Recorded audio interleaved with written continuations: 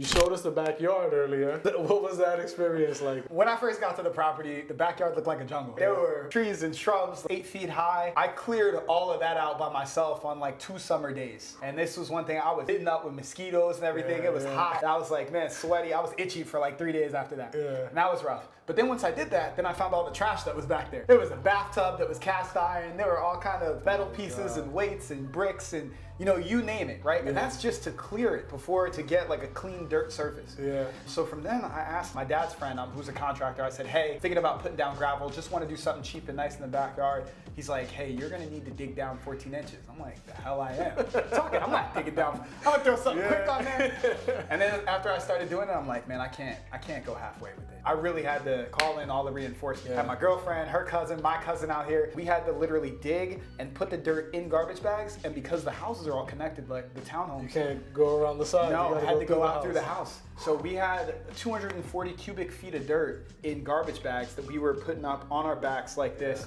And when I tell you I was sore, man, I was hurting. My dad brought his friend's pickup truck and was taking the dirt back to Jersey for their garden, Like some of it, we were finding other places. There was another disposal place around the corner that we had to find. So it was really, really difficult to do that. But then the other side of that is I had to go to the building material store and get these pallets dropped off. So I had 7 pallets of pavers, gravel, sand, and we're trying to lug all this stuff then to the backyard. So when you talk about, like, I feel like I did a CrossFit class.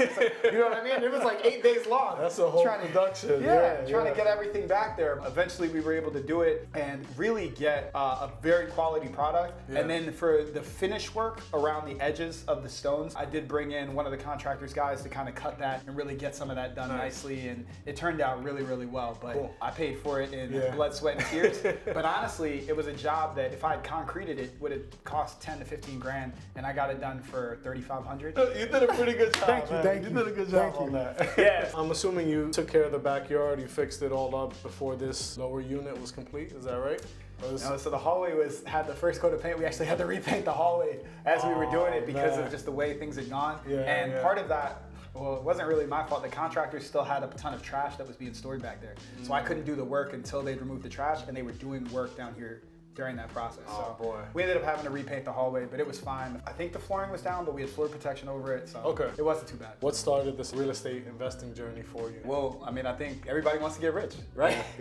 No, I'm kidding, but seriously, everything that I've done, I've always had mentors, and they've always helped me. And I noticed that a lot of the mentors that I had, they all owned some type of real estate, and most of it was residential real estate. So when I first got out of school, started making money, I was very financially irresponsible, but I knew at some point I wanted to own property. So when it became closer to being a reality, I think real estate was a thing that taught me how to get my own financial house in order. So I had to go and get my credit together, I had to learn how to save, and that really built the foundation. And then the next piece of that was house hacking. It was another way to really save up money and get an entryway into the real estate game at a much cheaper price. Is there anything that led you to house hacking specifically? Anything that drew you to it? Yeah, I had house hacked before. So the first property that I ever bought was in Texas, single family home. I bought one with a bathroom in every bedroom, and very different than a lot of other people who go to a house and they look at it and say, hey, you know, I really like the kitchen and I really like the bathroom. Me and my realtor there, we had a spreadsheet. I like column C, right? That one looks like a cash flow. I think it was just a really affordable way to live. And I mean, in that situation, you know, I was able to live for maybe half at one point of what any 1-bedroom apartment that I would have had. And I had a 3-bedroom house. And then coming here, I knew that I always wanted to be in New York City. My parents are close by and I always wanted to own something here. So I felt like the most affordable way to do that was to house hack and also build equity over the same time. Any drawbacks to it? Because I know that when it comes to single family house hacking, it's a completely different ballgame than multifamily, right? Multifamily, you have your own unit. Single family, you have these common spaces that you share and things like that. What was that experience like, just house hacking single family? I won't say that it was all peachy and rainbows. It was definitely good. I felt like I only brought in people that I knew. So I was very fortunate in that I had a good group of people that were consistently looking for housing, that I knew that they were employed. Some of them work with me as well. So I really didn't have too many issues with that and late payments or anything like that. Also, the use of the common spaces for the most part was good. You know, there's always stuff that you have to navigate in terms of keeping certain things clean, like a kitchen. One of the things that I didn't have to worry about though was bathrooms, because we had separate. Exactly. Everyone had their own bathroom. Definitely multifamily is different. I think that it's a lot more formal because you have to make sure, especially in New York where you have these strong tenant-friendly laws, everything is in line, right? But I think you're afforded a little bit more flexibility as an owner-occupant. as opposed to someone that's strictly owning a property. Yeah. One other question that comes to mind with that is rules. You mentioned common areas, just kind of being mindful of like the other people sharing those spaces. Are there any rules that you have or had in place for that property? Keep the place running well, keep everybody like on the same page? Absolutely. One of the things is that the kitchen was the biggest area. Everyone cooks, but everybody has to use the kitchen at some point. And that was probably one of the biggest things. So one of the first things that we did was that we split the cost of professional cleaners coming in maybe once a month or every month and a half. We're guys, we weren't, everything was a spick and span, but it was comfortable. So we had some cleaners come in and we'd all kind of chip in. I used to cover the tip. I think it was something that I was incentivized to do because I wanted to make sure that the house was, in good shape. With the other thing in terms of sharing is I made sure that we didn't really do that. Your food is your food, my food is my food. We did have some issues there at one point with one of the guys, but after several conversations, we were able to straighten that out. Gotcha. Listen, man, that's property management on another scale. I feel like that's something you won't learn managing any other property. In the back of my head, I'm like replaying past conversations that I've had with other investors. Some people are in the complete opposite boat where we have a project right now. It's a multifamily, getting it prepared for rental out in Nassau County in Long Island. And that particular landlord feels the opposite way. He's saying, everyone who's gonna live here, I want them to be a stranger. I don't want friends, I don't want family here. Yeah, I would say the other thing too that was tough is that, every time you buy a house, it's different, right? And structurally, things are different. And so one of the guys who lived upstairs just so happened to be heavy-footed, right? He's walking, stomping around the house. And the guy who lived below him, that ceiling wasn't the most solid. So I had to come in and get some guys to fix it and things like that. But before then, it was something to navigate, right? How loud are your music? Do we have quiet hours? And those were some of the things that we did as well. And I mean, we still, on occasion, we threw parties at the house, but everybody was informed, the neighbors were informed, and we just tried to be respectful to the community inside and outside the house. Just to be clear, that was not in New York, right? No, that was in Dallas. I would love to know from the audience, if you guys can leave a comment in New York, if you've ever had a neighbor give you the common courtesy and let you know, hey, we're gonna be loud tonight, we're gonna have a party. I would love to hear about it. I would love to meet these neighbors. We even put cones out in front of their house so our friends didn't park there. Oh man, that's the epitome of a courteous neighbor. I had a chance to connect with an investor who has a single family property. It's in Queens. For the last 15 years, he's had midterm and short-term rentals. He's had about over 40 tenants, has only had one problematic tenant. So when I hear something like that, I'm like, that's pretty interesting. So he had two rules in place. One rule was no overnight guests, and the other rule, no dishes in the sink overnight. Before everybody goes to bed, everybody would have to clean up their dishes. Having something in place, like, I think that's super important, just to keep everybody on the same standard, make sure that quality of life is protected, right? You're not letting anybody go beyond that. The other thing with that is being firm but fair, right? So there's one thing to have the rules, but the second piece is how do you enforce it? And I think that continuously enforcing the rules, even at times where it may be uncomfortable, and I know for a lot of people, those are really uncomfortable conversations, but making sure that you do them consistently and making sure that the rules are fair. And I think people come to respect that more than they dislike you for,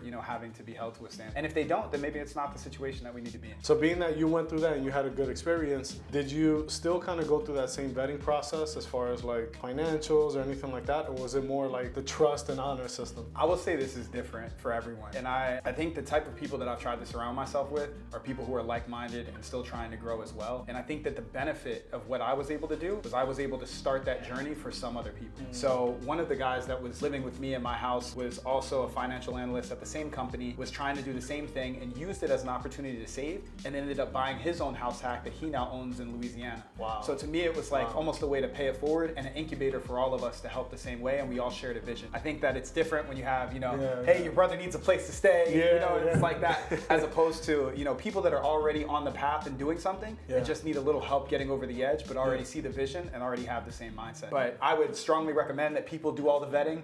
I personally would say I got lucky. It wasn't necessarily anything that I did that was smart, but in this property now, it's a very different process, full tenant screening and vetting and kind of the same. Any tips that you would have for somebody right now thinking about how to have those tough conversations? Yeah, I think people think that they're doing the tenant a favor by giving them a break on something that's in the lease. And I would say that in my experience, the majority of the time, you're doing a disservice to both yourself and the tenant. Number one, you're setting the expectation from the beginning of how that relationship is supposed to go. And if you say that rent is okay, it's okay that rent is late, that's okay, don't worry about the fee, you're setting yourself up to not have a leg to stand on for the rest of that lease. So I've had tenants that have paid late, I understand their extenuating circumstances, and one of the things that I do is I try to be as empathetic as possible, but also let them know that also at the same time, this is something that you have to abide by. I think especially with smaller landlords, people don't look at it as a business transaction, right? But if you were late on your payment to your credit card, your cell phone bill, bill or any other bill, even with the bank, right? Like they will charge you a late fee, and this is no different. So just making sure that you set that standard and the understanding at the same time. Another question, I'm curious to pick your brain on it. Raising rents with really good tenants. On Bigger Pockets, it's almost like 75-25% on this issue. And it's the issue of, in New York, landlords who have a really good relationship with their tenants are very grateful for their tenants. Where are you in terms of raising rents consistently after each lease? So I'll give you a quick story real quick. So there's Dion McNeely is one of the guys on Bigger Pockets, and he talks about this thing called the binder strategy. Okay. I just use this actually.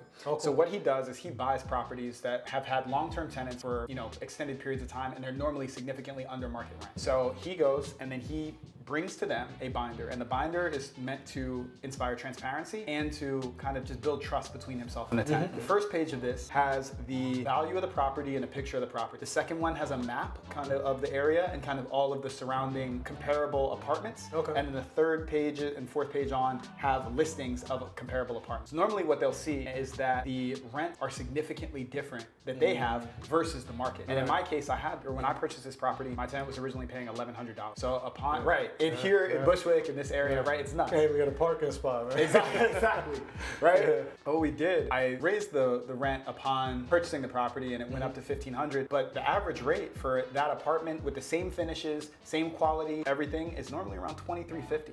So when I brought that to my tenant, she was able to see. And I said, hey, take this. And I asked her, what do you think is a fair increase? And that's part of his methodology. And it's interesting, most people would say, well, tenants aren't gonna ask for their own increase, right? But it's actually counterintuitive because they feel like you've given them something, you're taking care of the property and making something better for them. And on average, he said that he's seen a 60% increase, and my tenant actually just asked for a $400 increase in her rent. Your tenant asked for an increase. Yeah. Man, that is powerful. She'll be starting paying $1,900 in the next couple months. So I think that it sets the correct precedent, number one, just to ensure that I've never lived anywhere where the rent went down, right? But also, people don't normally leave if there are small rent increases that are there.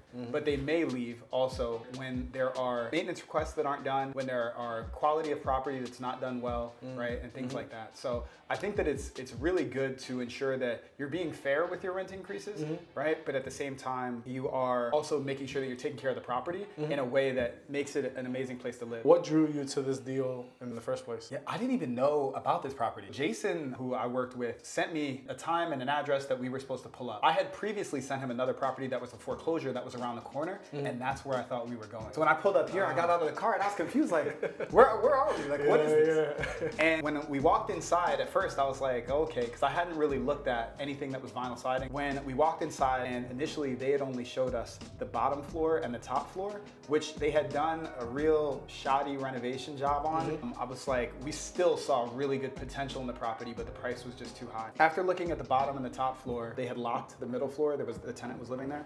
We looked at each other and we knew, we were like, there's something here. So then we started having a conversation with the realtor, and he started talking about the development in the area. And as soon as I had gotten out of the car, I saw someone jogging, right? I saw a woman walking with her baby carriage.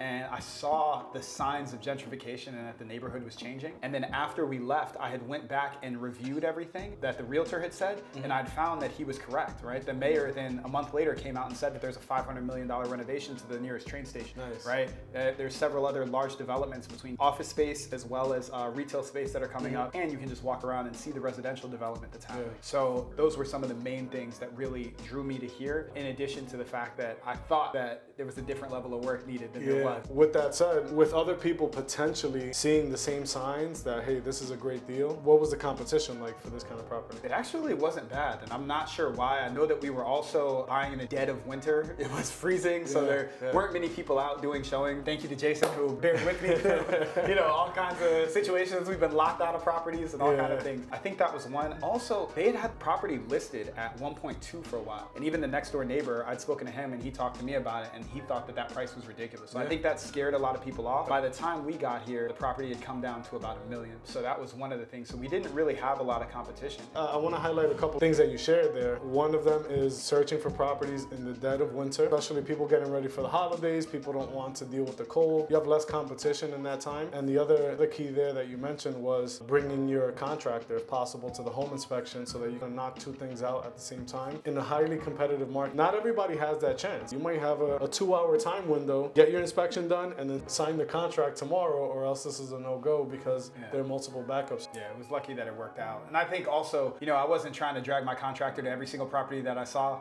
but once we were under contract, then saying, hey, this is serious, and I had already vetted my contractors prior, which may or may not have been the best decision, but either way, you know, it's something that worked out. And actually, another shout to Jason, but at the end of the showing, he actually pressed the realtor on the spot. And he said, hey, if we come back at $899, what are you all thinking? And the guy was like, you know, we may come back at, you know, $935, and they actually came back at $915. That was where the negotiation started, and then we negotiated more. How did it work out as far as getting that deal to where you ultimately purchased it? Yeah, so again, appreciate your team as well, as you all put together a great team of people. So I had a great inspector in Dennis Manolatos, and then also a contractor in Williams Designs, and both of those came on the walkthrough to kind of help me put together a package of what we wanted to present, of what we wanted to be fixed. If you're looking to save money like Justin did, schedule a call with us today. We'll build a team around you that include top-notch inspectors, experienced contractors, lenders, attorneys, a trusted title company, expediters, handymen, anyone else to ensure your success. Don't miss out on this opportunity to maximize your investment. Click the link below to get started. This property had a ton of things that were wrong. The floors were slanted on each level, and in some areas it was a skate park in here. Like you had full ramps, right? There was also some other plumbing issues and things like that, a variety of things that we saw. We came back again and asked to get down to $860. They then came back again at $880, and we decided that that was a price at which we could make it work based on the numbers that we thought we were running. Yeah, got a significant discount there. And the other thing too was that this property was owned by an older couple. Unfortunately, you know, rest their souls, they passed away during COVID, and the property was handed down to their kids who didn't want to have anything to do with it. When we were negotiating, one of the things that I did was I'd given Jason a letter to give to them saying that, hey, this is, you know, my opportunity to try to provide housing to people. And I know that you all really did it. And they were kind of pillars of their community. There were some articles about them, about how they had really helped their tenants, right? And sometimes helped those people buy other properties as well after they moved out of theirs. And I kind of wanted to convey the message that I was looking to do the same thing. And this was the first of a 6-property portfolio that they'd had in Brooklyn. And this was going to be my first property in New York City. I sent them a letter, I wrote that out, kind of talking about what my intentions were. Don't know if that helped, but clearly they came back down. So could be. I mean, you probably struck a chord. Was this before or after the experience you had with your friend? Yeah, and I kind of put that in the letter too, right? That's awesome. This is something that I've done as well. Like my goal is to see other people prosper and hopefully, you know, provide some good housing for people at whatever point in time they are in life. Yeah, there are different opinions on that, on letters, right? But when you can strike a chord like that, you build some kind of familiarity. Even though you guys were total strangers, there was some synergy there, which is awesome. Another cool thing that you mentioned was targeting a property that was originally priced way too high. You know, maybe that seller is very stuck on that number and they have a move me number, right? They're only gonna sell if you hit that crazy number. Props to you, you know, for going after that. Just real quick on that, I think that's part of the analysis process that you're talking about. And another thing that Jason really helped me on, so he provided me a really great calculator. First couple times he walked me through it, we sat down and went through all the numbers there. Yep. It's interesting because everything that looks great on paper isn't always the best deal, right? And so prior to this property, we were under contract on another property in the Bronx. And I was telling them before we started this interview that that property with just 2 out of the 3 units occupied would have cash flowed maybe $50 a month. Wow. Right? So the last unit was all cake. But at the same time, it's 2 blocks from the projects. It was further from public transportation. And I would be very afraid to have my girlfriend walk home at night, you know, from any kind of train or anything there. So it's like, the appreciation potential isn't there. It's a different quality of tenant, right?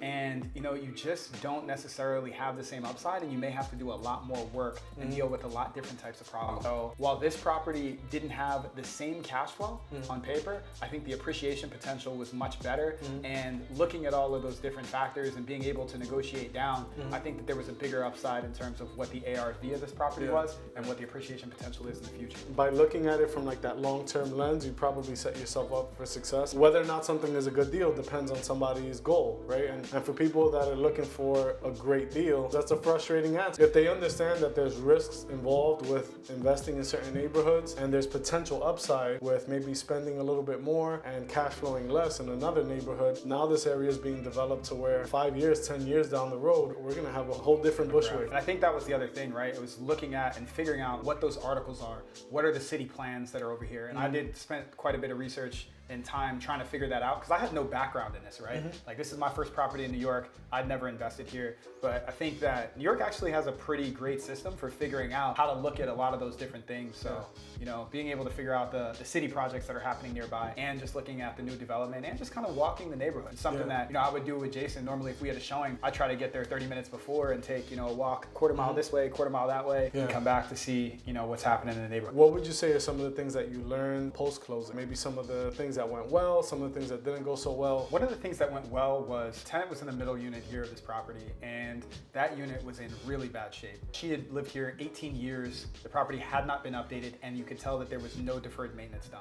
Looked like there was a fire in the kitchen, and the floors were, as I said, very, very round. It looked like there was potentially an illegal bedroom in the back. It just, you could tell that that entire unit needed to be gutted. So that was rough. That tenant I actually was able to speak to, and while I did raise her rent $400 immediately, that was before the most recent $400 increase. I was also able to ask her to move upstairs to the unit that was renovated, and she was so excited to do that. So she was like, hey, how much extra do I need to pay? And I'm like, hey, nothing. Because I know I'm about to renovate. I kind of explained and was transparent with her about what's about to happen to the building. And she was able to get a much nicer place for still a very, very, very reasonable price. Additional space for her son. I was able to get access to be able to renovate 2 floors and really make some of the needed repairs that had been deferred for so long. That was probably one of the things that was good. Now, to start with, that was a good side. That was a good part. Okay. Getting into this property and really working hand in hand with my contractor, I think your contractor relationship is super important. There are different types of people that you'll work with. Some of the type of people are like, hey, I need you to go gut the place. They're like, cool, I'll go gut the place. They just do exactly what you tell them. And then there are other people that are really consultants as well. And you say, hey, I need you to gut the place. They're like, okay, are you sure you want me to gut this wall or that wall? How do you want me to maintain this? I think you might want to think about this, this, and this. And that was the kind of contractor that I had, and I was very happy about that. So shout out to Ray from Williams Designs. What they were able to do was, so I came in thinking that the bottom unit was really just going to need light touch. Right? And Jason and I had talked about this. This is how I priced out my renovation. I was just gonna paint, fix the floors, do some, you know, some light renovations here. Upstairs was gonna get gutted completely, rewired, everything like that. Everything sounds good. We make a plan and God laughs. So once we started getting in here, Ray was coming to me, he was like, you might wanna think about gutting the bottom unit. And I was like, nah, I'm trying to save money, right? Because, you know, things were getting expensive. I was just like, I don't think that that's something that I really wanna do. And as we tore down one wall, I'm like, okay, there's 3 layers of drywall and 2 of them got mold. And I'm like, okay, then we start looking at the electrical and it's like, all right, some of the first floor outlets are actually tied into the second floor circuits. And then we started having issues with the plumbing and it's like, wait, this whole thing needs to go. So when we went from having just maybe 1 wall down to 2 walls down, eventually we just had to end up gutting this entire unit. And it was a significant cost increase of maybe, I don't know, 50, 60,000 that I didn't expect to incur. It really kind of blew my budget out of the water. And also I ended up having to really take into account a lot of the additional costs that came with that I didn't think about. That was one of the things. The second piece was that my estimates were not done accurately at all. So while the estimates for labor were pretty much on point, while I had things that I missed, I did not have estimates for a lot of the individual pieces that I would need to purchase on my own for finishing materials.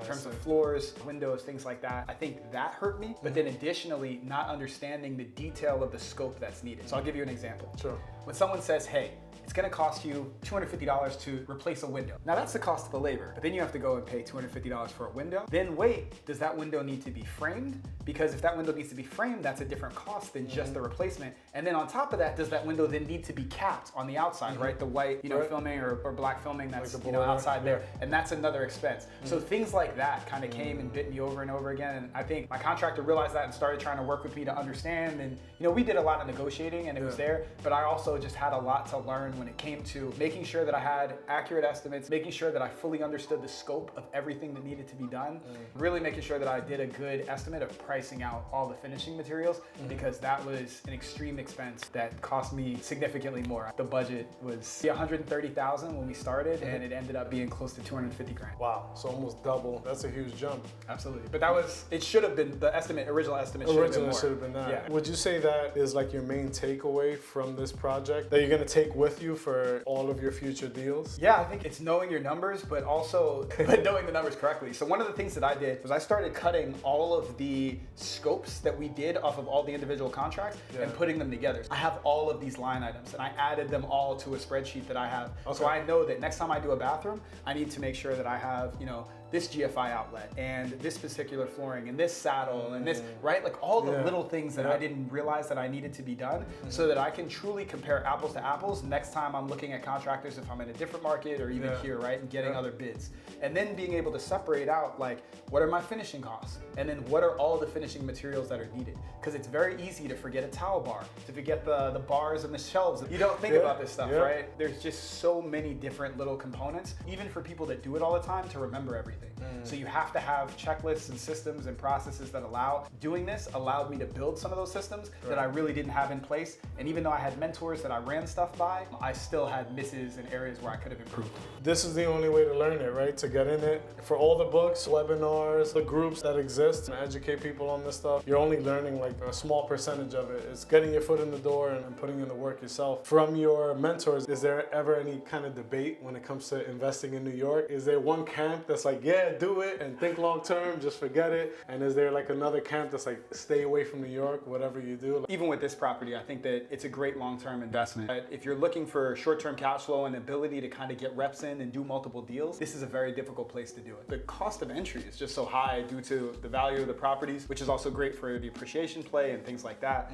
But I think my mentors are really more about what does the deal look like and how does it benefit me more than are we choosing the right market? Because I think they all feel that it's deals in every market and many of them own properties in multiple markets. How in the world do people like navigate anything without some kind of mentorship? So is there anything that stood out? Maybe their portfolio, looking at the process, is there anything that like really grabbed you and like, this is the route for me? Seeing that there was the long game over time and how they had slowly built, you know, these portfolios. And it's easy to look at them because they're all 10, 15, 20 years older than me and seeing everything that they have, but them looking back and saying, oh no, you're making the right move here. Yeah, this property looks good because there's a certain margin, or, you know, hey, I'm not sure that that's the right idea because either those renovations look like they're too much to take on, or I'm not sure that that's a problem you want to deal with. It's just great to have a guiding light in the first place. Another thing that's inspiring is seeing somebody that's already accomplished what you want to do and seeing that they think that you can do it as well. Is there any advice that you would leave for someone who's looking to invest in New York, maybe even looking to house hack specifically? Yeah, I think this was an amazing project to take on and it taught me a lot. One thing, if you're buying older properties like I did, this property is 123 years old. I wish I would have just gutted the entire thing from the start. I think it's great to know exactly that everything that you put in